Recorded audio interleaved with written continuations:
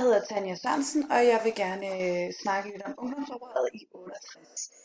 Jeg vil gerne se lidt på, hvorfor kvinderne valgte at følge trop og gøre oprør. Jeg vil gennemgå de udstedte tekster og prøve at finde mig frem til en konklusion. Igennem opgaven har jeg tænkt mig at besvare, hvordan kvinderne gjorde oprør, hvorfor det lige var dengang det skete, og til sidst vil jeg diskutere, hvordan det har ændret den rolle, som kvinderne har i dag. Min problemstilling er præcis, hvordan kom kvindernes oprør til udtryk, hvorfor var det lige dengang, det tog fat, og hvordan har det ændret på kvindesyn, vi har nu her i dag. Ja, vi kan jo starte med for eksempel den måde, som kvindernes oprør kom til udtryk, var bestemt igennem demonstrationer. De stillede sig op på gader, de tog deres BH'er på og tog dem af på gaderne og puttede dem i skraldesække og viste, at manden var ikke kun dem. De var ikke manden, og manden var ikke dem. De var deres eget individ. De havde brug for deres egne idéer, deres egne udtryk.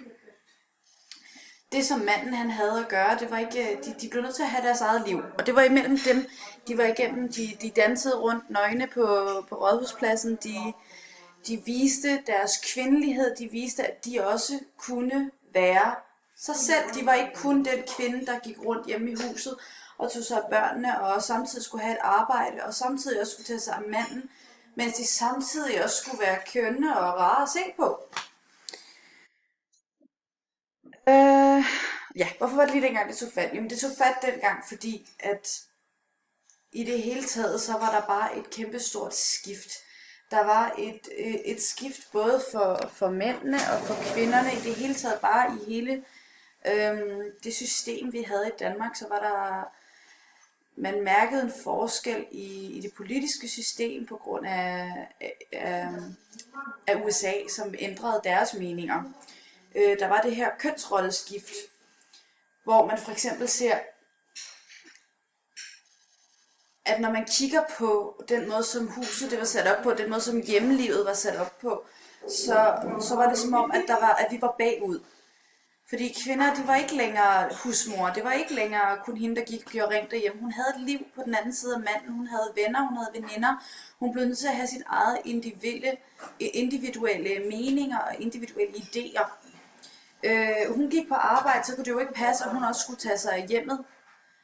Så blev vi jo nødt til ligesom at sige, nå, men så må vi gøre det 50-50, det vil sige, du tager dig måske af børnene i morgen, og så tager mig af børnene i dag. Og det ser vi i de tekster, vi gennemgår. Vi ser simpelthen, hvordan den her kønsrolleskift, den langsomt tager fat, og hvordan de her kvinder, vi ser det også i den video, vi så i løbet af modulet, hvor vi ser de her kvinder, som står på Rådhuspladsen, og simpelthen fortæller, jamen vi kan ikke, det er ikke kun os, det er ikke kun dem, vi bliver nødt til at være sammen om det her.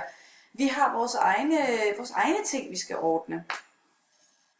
Så er der selvfølgelig den tilbageholdelse, som der er fra mændenes side. Mændene, de holder jo, de er jo glade for det her, fordi de får lov at arbejde og komme hjem til den sexede kone, som har lavet mad, og det er klar, og lige så snart børnene de er lagt i seng, jamen, så er hun klar til at tage sig af hans seksuelle lyster. Men når hun lige pludselig får et arbejde, så bliver de nødt til at dele de her ting, det vil sige, når han kommer hjem fra arbejde, og hun kommer hjem fra arbejde, jamen så er der børnene, der er maden, der skal tages af, der skal gøres rent. De bliver nødt til at gøre tingene sammen. Så det er jo ikke så fedt for mændene, fordi de ligesom bliver nødt til at gøre nogle ting, som de ikke har været vant til. Så vil jeg komme til på hvordan det har ændret dagen i dag. Vi kan jo se i dag, at arbejdspladser, kvinder, de er direktører i dag, altså der er ingen tilbageholdelse længere overhovedet.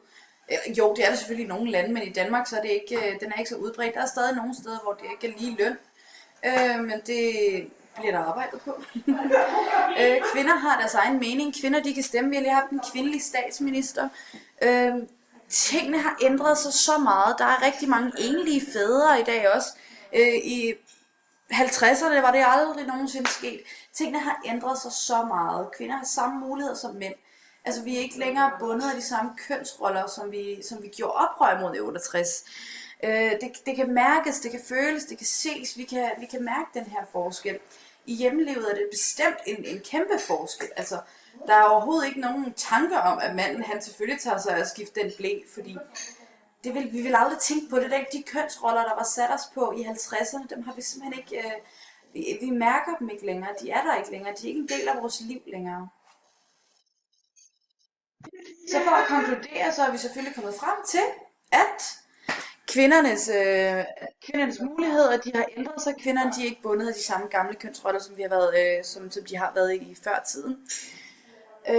Så for at konkludere vil jeg i mine øjne mene, at konklusionen er, at kvindeoprøret har været sundt. Det har været, rødstrømperne har været den rigtige vej at gå, og det har virkelig ført vores samfund i en bedre retning.